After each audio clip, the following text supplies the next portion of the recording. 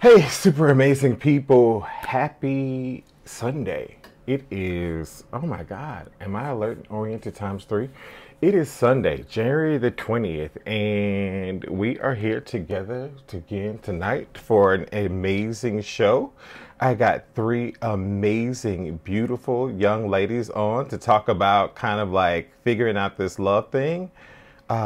So, hey, let's bring them in a bit and we'll talk about our crazy weeks. All right, after this.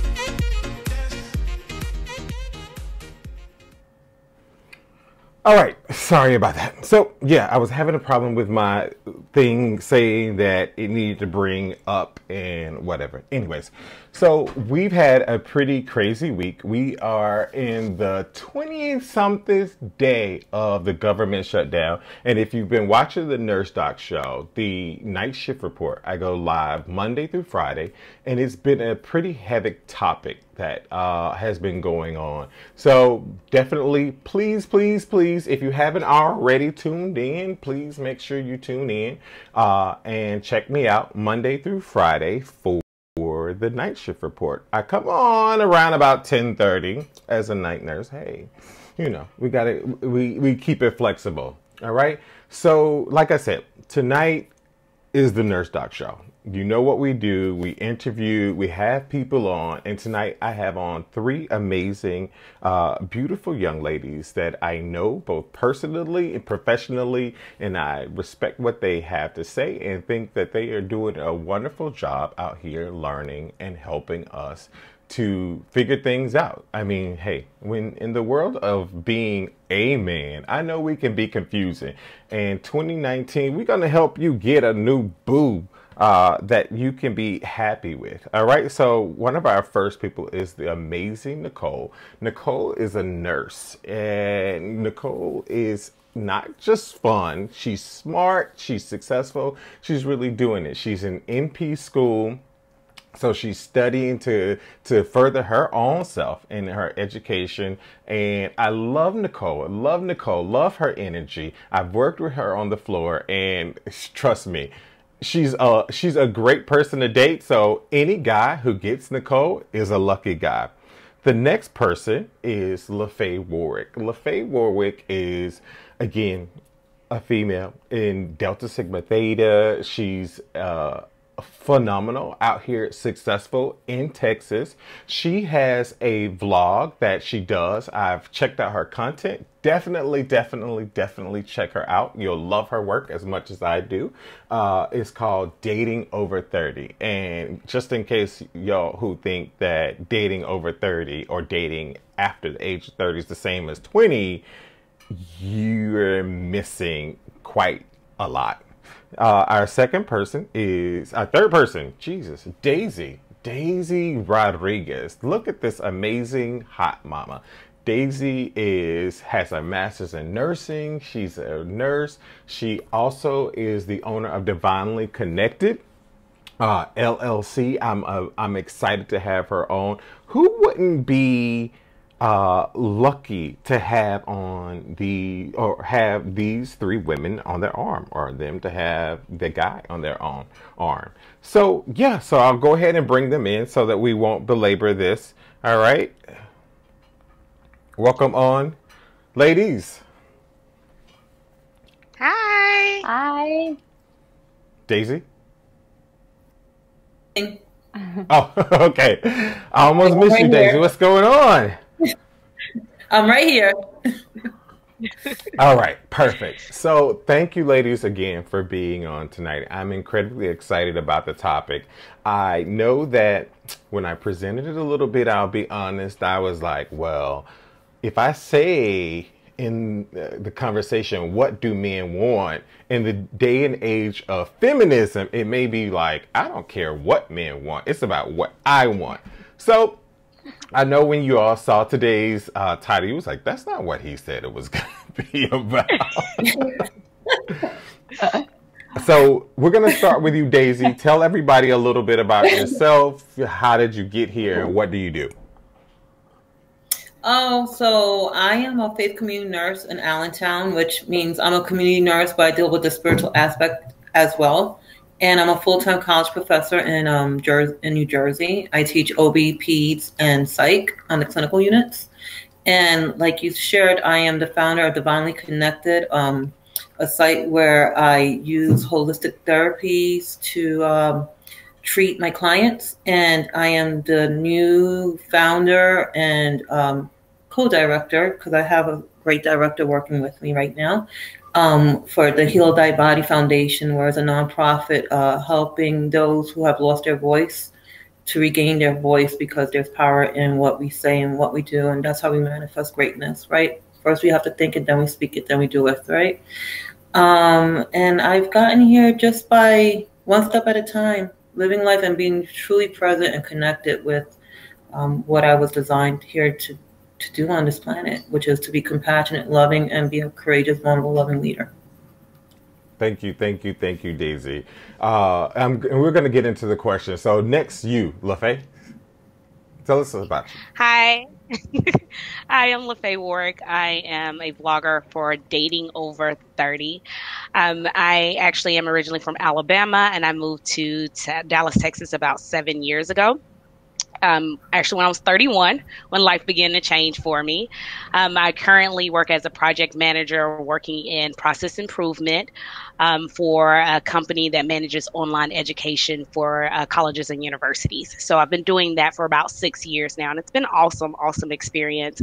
I have my bachelor's degree, master's degree, and my PMP certification, which took a lot of work and a lot of dedication and focus. I got here because I've been single a long time. I've never been married, and never been engaged. And I've had a lot of experience in my 20s to 30s, and I always have a lot of laughs with my friends talking about my experiences.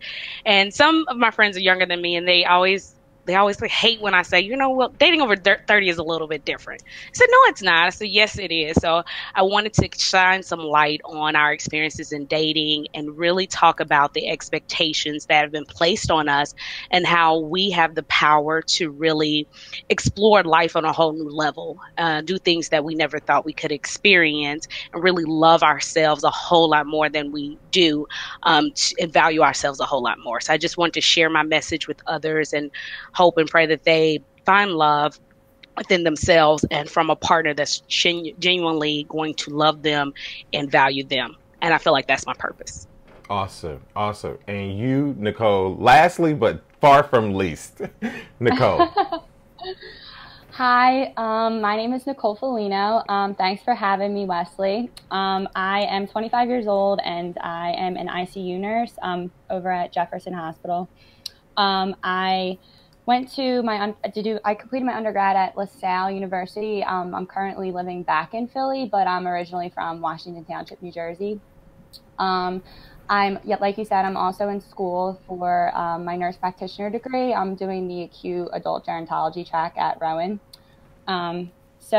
Yeah, I mean, I have to say, I'm kind of surprised that you actually asked me to be on this episode, considering I'm by no means an expert in this on this topic, but I'm happy to be here and shed as much light as I possibly can to the topic. But yeah, thank you for having me.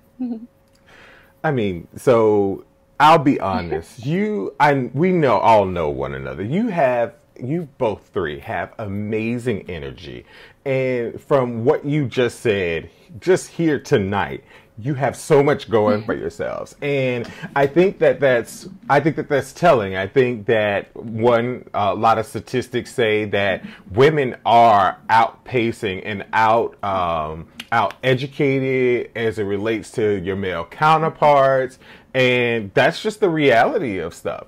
And when you think about, like, for most of us, our parents' generation, that wasn't this case, right? So the playing field, the dating field looks very different. And I think that you all are doing amazingly out there, enjoying your life and enjoying the dating scene. So, I mean, I wish that I had a crystal ball myself about dating, but I don't. And the truth is, we're all still trying to figure it out. But you guys have a different knack on it. And I think that that's the most amazing part, right? Yes? Maybe. Maybe. So I mean, LaFay, you first, right? Because you're blogging about this and about your experience. What has been like, what you have heard as it relates to your friends, as it relates to people who you talk to, about what's working and what's not working for dating? What I've learned, because I have a mixture of friends that are single and I have a mixture of friends that are married. I think that is what's important, is balance, so that I can understand both perspectives. And I think there's a misconception that, and I've said this in one of my vlogs, is that, you tell people, hey, I'm single. They say, oh, I'm sorry. They kind of feel bad for you, but it's not. Like, single life is just as challenging as it is if you're in a marriage. Every stage and phase in your life, there is some type of transition and period of trying to work through things, just like anyone else. We just explore life on different paths. That's all it is. So for me, a lot of times in my communication with my friends and in our conversations, a lot of the challenges come from lack of communication, or improper communication is a big one in a lot of relationships. Very big. Is because sometimes we speak to be heard versus listening to understand whenever we're communicating with one another. And listening to understand can be challenging because you can become offended by what someone says, and then you're blocked by the offense versus trying to understand that person. I think that is a continuous work that we all have to do whenever we're in relationship, whether it's friendships, relationships with family, any of those. With a lot of women that I am friends with, they're highly successful, very driven, just like Daisy and the rest of us on this call, very, very focused on their careers. And a lot of time is finding a mate that is just as ambitious, just as driven, and not just on their own path, but they also support you in your journey as well. That can be a challenge. They may find it intimidating, or they may feel like, yes, I want this successful, wonderful woman, but can you handle what comes along with that and the challenges that come that could hurt that relationship sometimes? And are you willing to fight through it? Are you willing to put in the work to fight through it? And that's a big piece I believe that's missing. Preconceived ideas, expectations of what we in society sometimes have stated a role of a woman is and a role of a man is. I believe that your role in your relationship is up to you and that person. You decide what your role is and how you want your relationship to flow. You own that because you own your own joy, and you have to figure out what works best for you. I've seen income level variations. That's been an interesting piece, and how that's handled. Yeah. Money is Cardi B said money. Right. Money. She has a lot of it. He has a little bit. Right. No offense to Offset. Right. It's not at all. I've had some friends that are high level in their career, and they bring that high level attitude home to their relationship, which could create friction and conflict, and trying to coach through that. I'm not an expert, but I try to coach my friends to the betterment of healthy relationships all at the same time. And you don't bring your work home with you. Right. Don't bring your work home with you. So that's interesting. Those are just a few things. Interesting that you mentioned that. So Daisy, you're an entrepreneur, and that's a whole nother headache. And saying don't take your work home with you. Being an entrepreneur comes with its own set of challenges. Tell us about, because Daisy, the number of women entrepreneurs is growing. I mean, because women are being brave and bold and starting their own thing. How has it been, and what would you do to encourage other female entrepreneurs? Because you don't always get to not take your work home. For me, because I am an entrepreneur, and I love that. That's like a new title for me. It's like, is that the work I chose? Because when you do that work, you get to choose what brings you joy. So with my joy, it's basically who I am.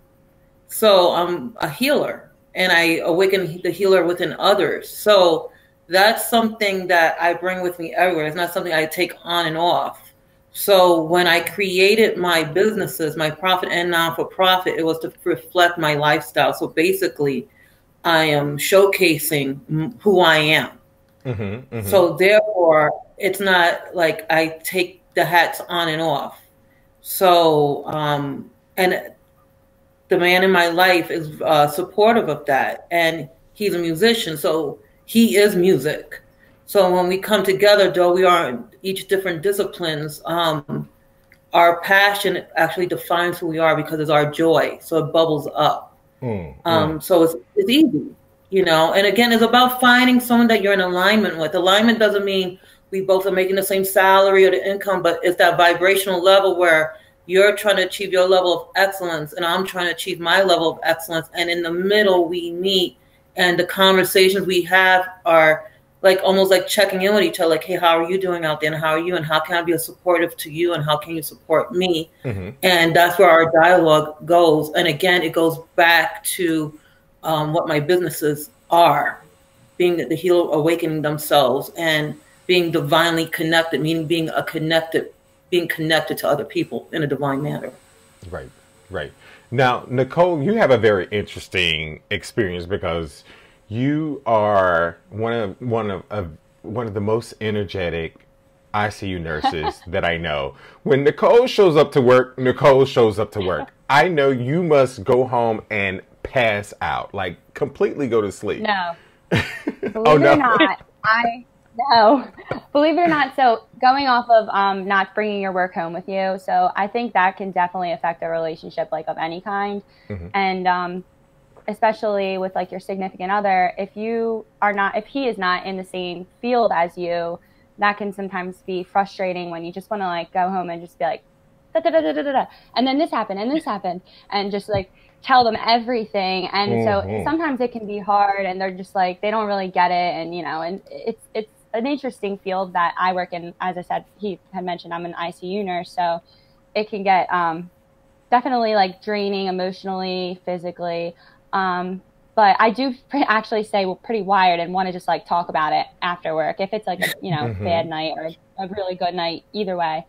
So it helps to definitely, like you said, Daisy, being in alignment with somebody. It would help to have somebody that's like supportive and encouraging, because if they're just like, okay, you know, that's like, you know, discouraging. So it's not a good feeling. I mean, for all three of you guys, like, right? So one of the biggest and most significant things about womanhood, right, is women care. They give of themselves, right? And how have you guys seen the guys in your life? Because I'll be honest, my dad is not the same kind of guy that I am, right? And I think that men are different from now their dads based on all of the things that we see. Social media, how are you bringing home a little bit of yourself? Because you got to give it to your family, you got to give it to your job, especially if you're in nursing, you got to give it to your friends. Most females and most women are very connected to friends versus most men are like, oh yeah, I'll see him at next month. But women are like, no, we got to go to brunch and I got to go to her birthday. So how do you give a little bit something to today's new men out there? I mean, and anybody can jump in. I'll just share a little bit. I think it's important to prioritize your relationship, because many times we get into a relationship and we don't recognize the shift that occurs in our life, that something has to shift. Your time has to shift in that person. If you value them, they're a priority to you. So you have to place them in a in a place in your life to know, I got to spend time with him and spend time with my friends, but also communicating and understanding what that person needs from you. That is so important, because we believe we know. And I had this conversation a few weeks ago because someone made a post or a reference to the subject of fixing a plate for your man. And there was a gentleman I was dating, and they were saying that that was high level important in the video. And I said, well, my perspective was that may not be important to the man that I'm dating, but it may be important to someone else, which is fine. And I asked the gentleman I was dating, he was like, oh, no, that's not important to me. That's not what I need. So if you're providing the wrong need to the person, the wrong time, and don't have them in the right place, that can create disconnects that you don't want in your relationship. So I just think initially figuring out what that person needs, you sharing what you need by knowing exactly what you need, because sometimes we don't exactly know, but sharing that and then learning to prioritize them in your life, and them seeing that you're making the effort can make the biggest difference and create the most peace in your relationship. What do you think, Daisy? What you said about Oh, Nicole, sorry. I'm sorry. Go, Nicole.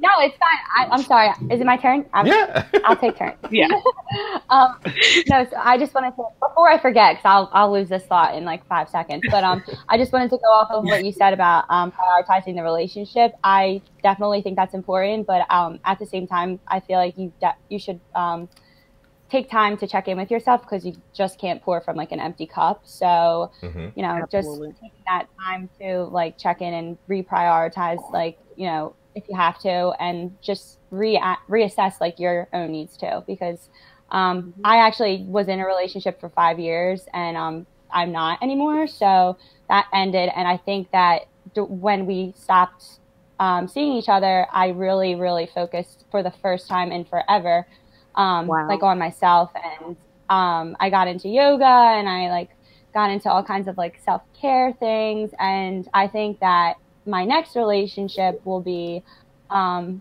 lot better in the sense that I can just give more, because I'm just remembering that I need to take it and take time to do those things. So I think you can offer more of yourself if you do. I agree. I want to I want to just to tag onto that, Nicole, because I had some of a similar experience. It wasn't 5 years. We were together 1.5 years, and because I thought I knew what a woman needed to be in a relationship, and I was following a lot of traditions, I'd gotten away from everything that I love. So Wesley mentioned that she is in Delta and dance. I really got myself back into the things that brought me joy, and it was a part of my therapist asking me, what is it that you want?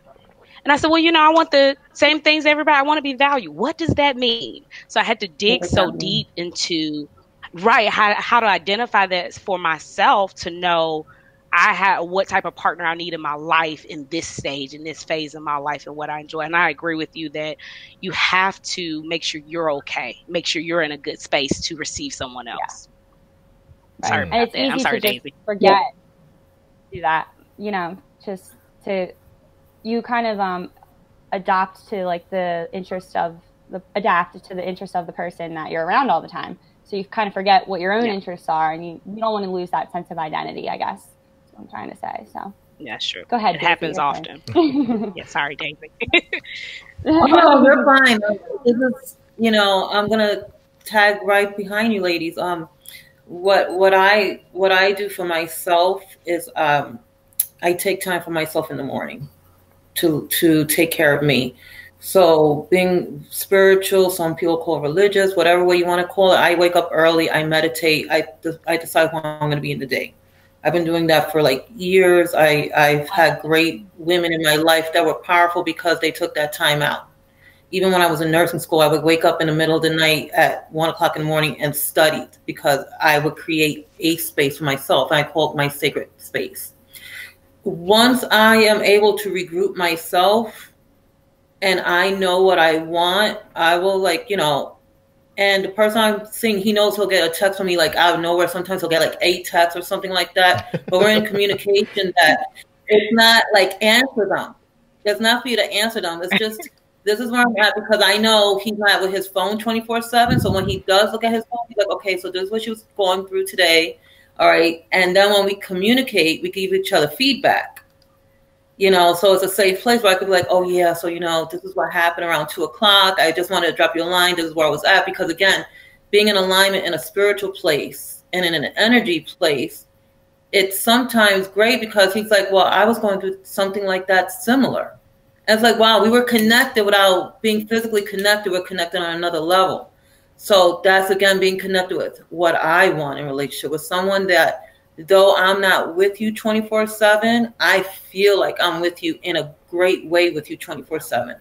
And that comes with tuning into myself and tuning in with my own intuitive mindset of what I want. And the other thing, what I enjoy is someone that they invest in themselves. So in this relationship, I've learned the power of the pause. Like, I remember the first time he was like, I need a pause. I was like, excuse me? Mm-hmm. He was like,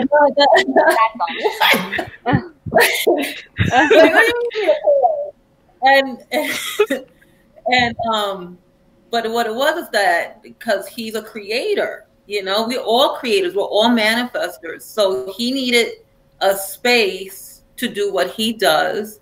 And the best way I could be supportive of him is, don't text me 20 times in a day. Let me create. Mm-hmm. I love you. Yeah. I don't have to be with you. And that's being secure in myself in a relationship. Like, all right, you go do what you got to do. And I'm doing what I got to do. And that, again, and that's us coming back in the middle. And the other thing that I find powerful that women, a lot of women don't do, and I have really discovered this in the last couple of years with myself, is speaking my truth. Now, speaking your truth doesn't mean you be a bully or mean about it. It's just saying, listen, this is whatever you did, this is what's invoking in me, because no one can make you feel anything. You do that. You're in charge of what you feel. Mm-hmm. But somebody can invoke something in you. So then it's having that communication, saying, listen, this is what happened. This is what invoked it in me. I just want to give you some feedback on it. And then you ask them for feedback, or you do something like clearing, like, listen, this is what happened. I'm not sure if this is what you wanted to convey to me, but again, this is what I'm hearing. Like what we do as nurses, we talk to our patients, and our patients will say something. I'm like, did this person just tell me that they're diabetic because of their diet and they're not admitting it? So then we go back right to the patient. We're like, this is what I heard you say, that you're having 8 Twinkies for breakfast and you don't understand why your blood sugar's out of whack, right? Mm-hmm, mm-hmm. Then they're like, oh yeah, I did say that. Like, yeah, that's what you said. I could have sworn you said that. So it's the same thing in the relationship. You bring it, and then you bring some fun into it. Because sometimes, especially me, I can make a whole story in my head. I have a whole telenovela going on in here. Like, I do it too. Forget about it. I need to slow this girl down and check in and be like, I got a question. And that goes across through all my relationships, even with my girlfriends. People that are my core people, and those that are not even in the core, even more, I try to communicate with them. And also communicating in a way of being present. Meaning that I'm not waiting to say something. I want to vibe with you. I want to make sure that I am listening to your heart song, not what you're saying, but what you're not saying. So those are the things that I find that help me. Wow. So I want to. This question is for Daisy, because I speak from a place of not knowing. So as a Latin woman, right? And there are, so LaFay touched on it just briefly about what she thought a woman should be. And there are sometimes just entrenched traditional stuff, right? And traditional or cultural stuff, like expectations, ideas about what people's parents think you should be. And as a Latin woman, what are some of those? And do those things still exist, you think? Yes. So it was funny. So for instance, holidays, right? In a Latino culture, when someone is significant to you, you bring them to your mom's house, or you bring them to Christmas, Thanksgiving, whatever. That's what you do in a Latino culture. If you don't bring the person there, that means the person is like a jump off. Right. fair on the side chick, but you bring the main woman to meet your family. Mm-hmm. What I have learned at being 45, going on 46, when a man brings a woman home now, that's because he's going to marry her. There's no more such thing as, oh, this is who I'm dating this week and this is who I'm dating last month. So there's a certain level of maturity. So for me, even just hearing that, like, his family knows about me and, oh, they said this, it brings me a different type of joy, but it's so anti-Latino. So, and I always tell people I'm not your typical Puerto Rican. Mm-hmm. I grew up in an Anglo-Saxon neighborhood. I was the black girl in the neighborhood. So I grew up with a lot of Irish and Italian Americans. Mm-hmm. So seeing that and seeing how they orchestrated their lives allowed me to have more of a global view of what relationships should be. Mm-hmm. So I'm not like the typical, like, oh, you didn't do what in the heck. Every now and then my JLO will come out. Every now and then, for the most part, I have to remind myself that I am a spiritual being having a human experience, and it slows me down. Because again, when you get caught up in the perception of how something should look, you're already placing prejudgment on somebody, and you're already putting them in a box. And once you put someone in a box, that's what they do. They suffocate. And the worst thing to do with a man is suffocate him, because guess what he's going to do? He's going to dig himself out with his claws bleeding to get out because he can't breathe. Mm-hmm. And you could be the best everything. And I find that a lot of Latin women want to hold on to their men by the neck. Like, Rory, what you doing? And that's not healthy, because that codependency, it could actually turn into an abusive relationship in some ways, an emotional or mental abuse, because you're holding a person hostage on some level. So when I speak to my Latin females, I'm like, let him breathe. Let him breathe. You'll be surprised. Let him miss you. Let him breathe. But if you are authentically that person that likes to check in, be your authentic self. Right. But do not expect anything in return. Let his natural nature come to place. And if something's happening, again, that piece of communicating. And communicating, again, is I'm asking you a question, and I will wait for what your truth is. I'm not going to predict your truth. Right. So I'm also going to have a transparent moment. I appreciate you bringing that up, Daisy. Another reason why, not just because I know that you all have such an amazing energy, and any guy who dates you is incredibly lucky, but I thought about, like, who represents cross sections, right? So I was like, Nicole represents a lady in her 20s. LaFay represents a lady in her 30s, and Daisy represents my lady in her 40s.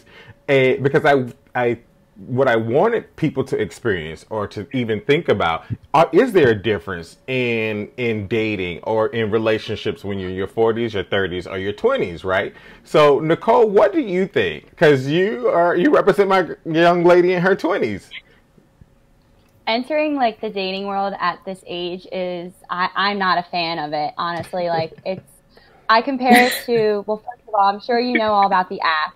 All of the apps, like Bumble and Tinder and Hinge, all that stuff. So it's like literally like just shopping on Amazon. I feel like it's not. That. It's really. It's just not. I don't know. You don't really get to. You choose what you want to put on your profile page. Like there's like 4 things you can put on there to like try to give a glimpse into what your life is like, and that's literally all you get. And like there's no like long real, like their bios are kind of short. You don't really have a lot of room to write anything, and it's like you just keep swipe. Oh, this one looks cool, okay, maybe. And then it's just really weird, and I'm not a fan of it. And I feel like the days of like, I don't know, seeing like meeting people out and like getting somebody coming up to you in like a coffee shop or something like that, like it's sad, but I feel like those days don't really happen anymore. Because why not? There's an app for that. You don't need to do that. It's less scary. You do it on an app. So it's just, I mean, I'm not a fan of the way my generation does dating. But hey, this is the world that it's a new concept, like with technology, social media, and all that. So right. Do guys at any age? Go ahead. I'm sorry. Yeah, well, yeah, I guess, yeah, any age. Probably if you are still single Yeah, there's probably, I mean, you can set your age limits on those apps. So like you don't waste your time swiping through people that are like 60, I guess. I mean, I'd be kind of surprised if 6-year-olds were on there, but your mom is watching this, Nicole, so be careful. Trust me, it's fine. I hate them. Like I said, I'm not active on them really.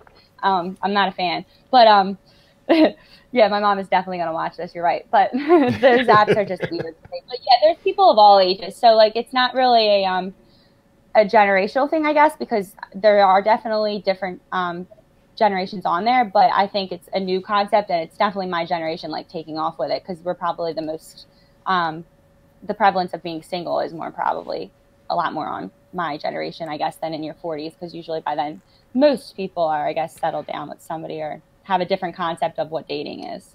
Right. Yeah. Nicole, people love your comment about shopping on Amazon, by the way. Really? Yes. I said something funny. You started getting a lot of hearts and laughs when you said shopping on Amazon. To tap in on that real quick, if you don't mind to tag on you there, Nicole, Go my ahead. friend Jorge, who has passed, when I entered the dating scene, right? He said, "Okay, mija, this is what you're gonna do. You're gonna get you on OkCupid, okay?" And I was like, "What?" And he took my phone and he downloaded the app, and I didn't know what he was doing. He said, "Mija, you got like 78 hits. You see, you're hot and sexy."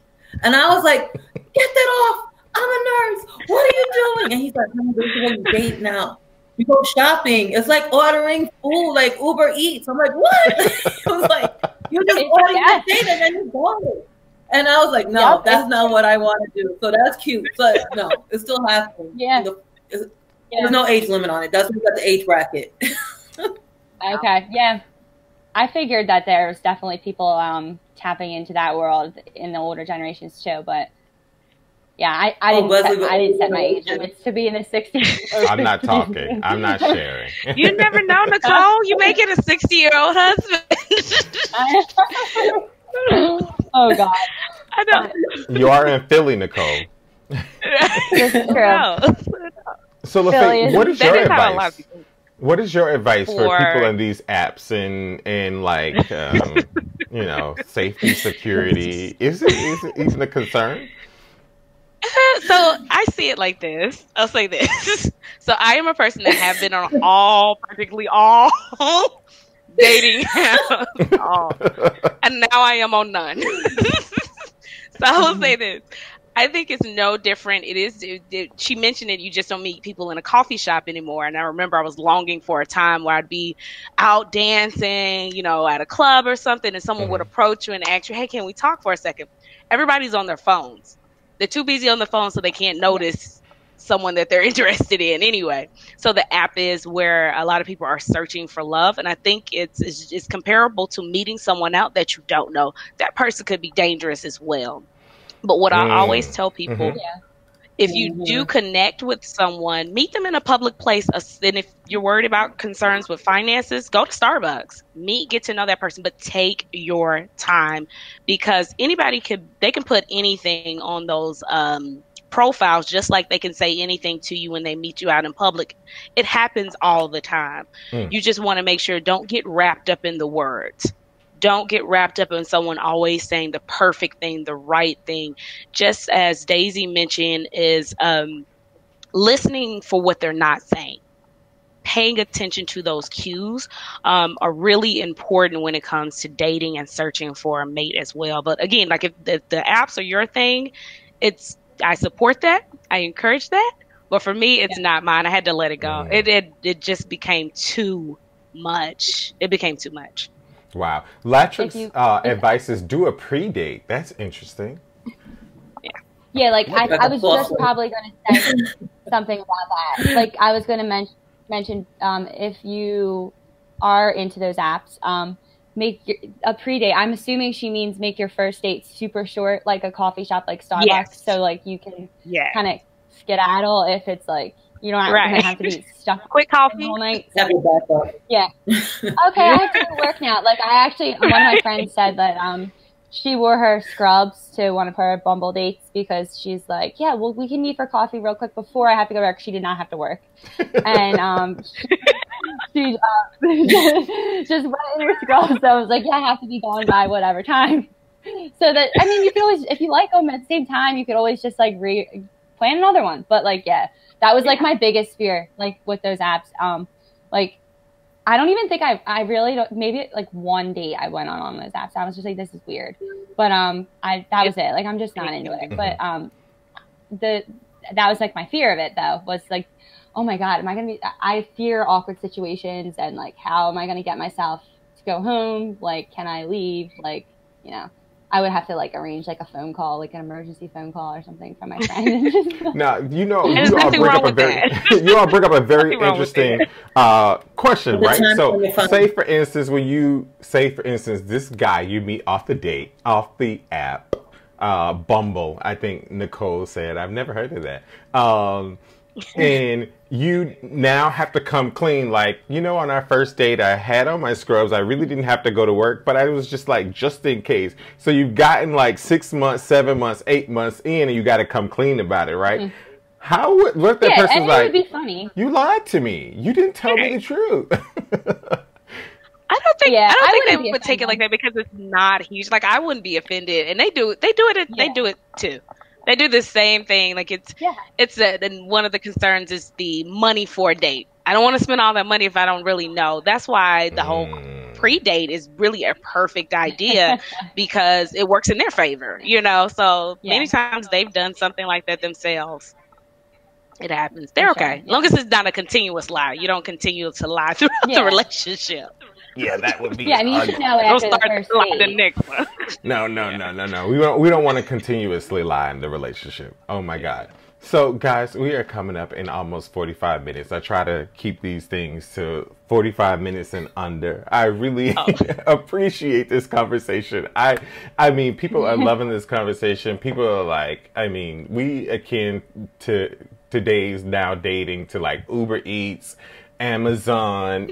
This is really interesting. I mean, we can get everything. I'm actually looking forward to virtual dating at some point because we already have like our virtual goggles, right? We play video games. We're going to be meeting people in person without leaving the comfort of our own home. This is where this stuff is going. Nobody's going to leave their apartments anymore.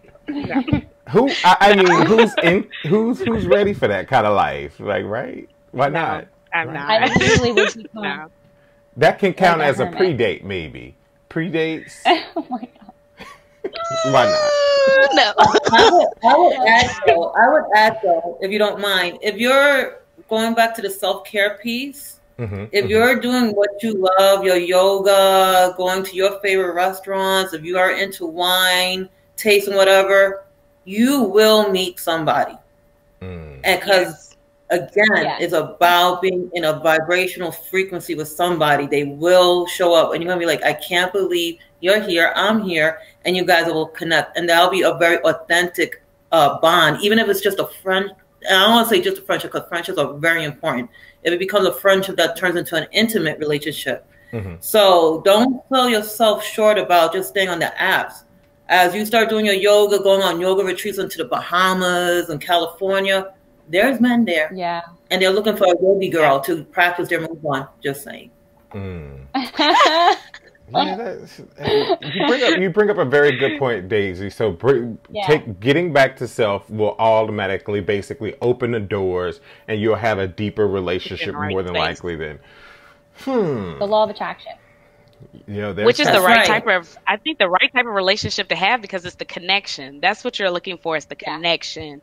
So if you're in the right space, they're in the right space, that's the connection you want. Right. I don't want to build a mate. I told someone, I don't want to build a mate. Build a mate. I like it. I know. That's totally right. You got to come fully assembled because I'm fully assembled. Right. And you got to be whole just like I have to be whole.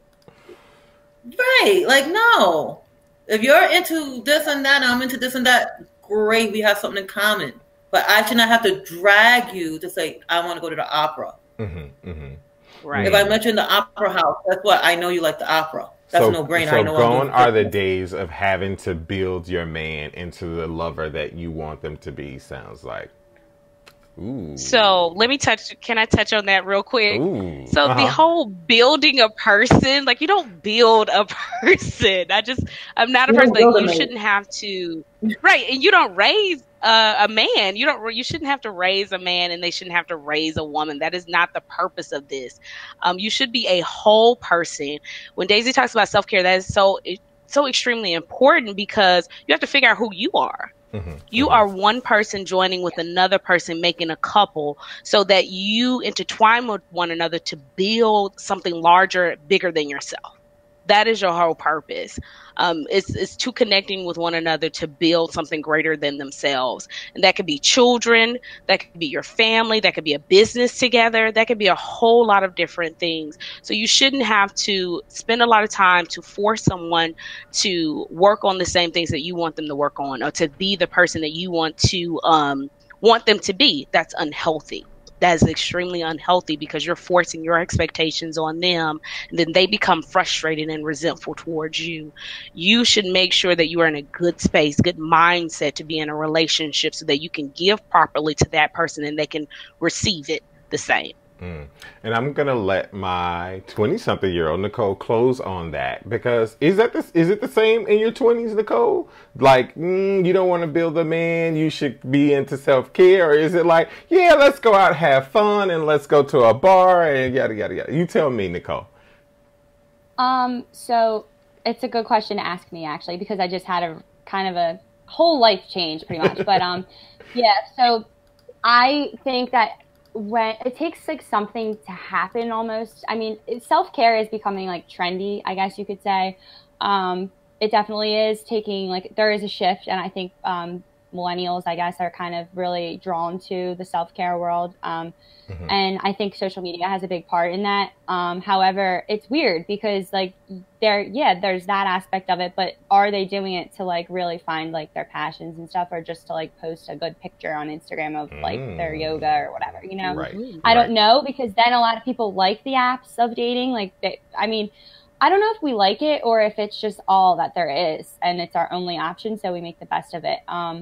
Because I don't think anybody really, like, enjoys the idea of, like, building a man, like your ideal person. Like, I don't really think that's anything that somebody's, like, you know, actively wants to do. But at the same time, it's not really anything else. Like I forget which one of you guys said this earlier about how when you're at the clubs, like, everyone's on their phone, you're out dancing, like, nobody's.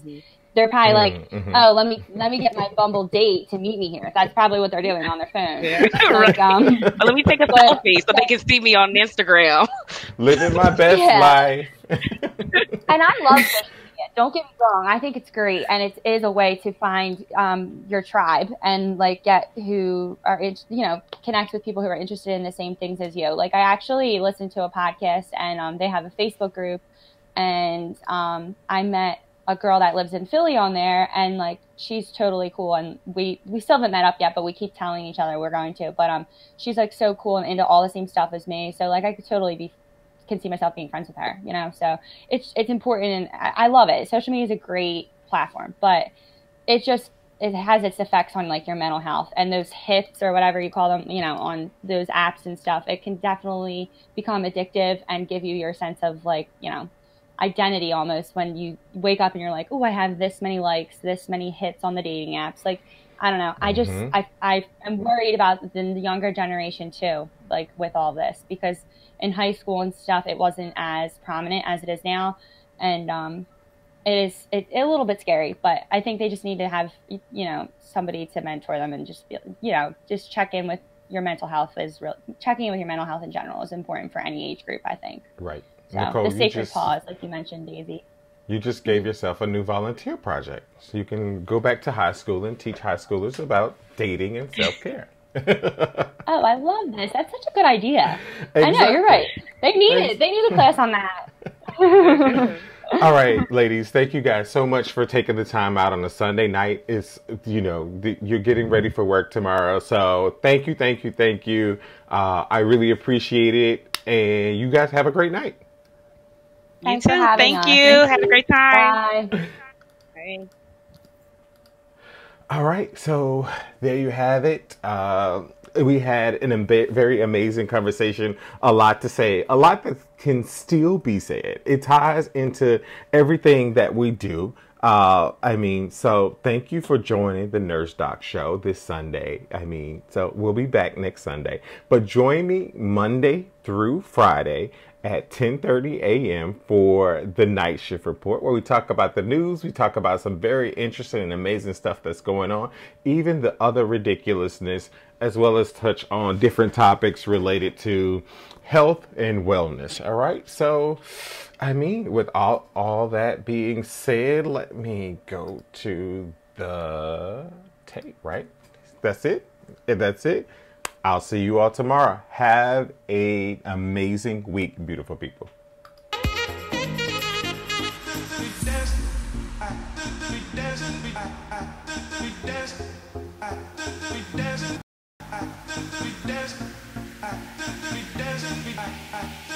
dance.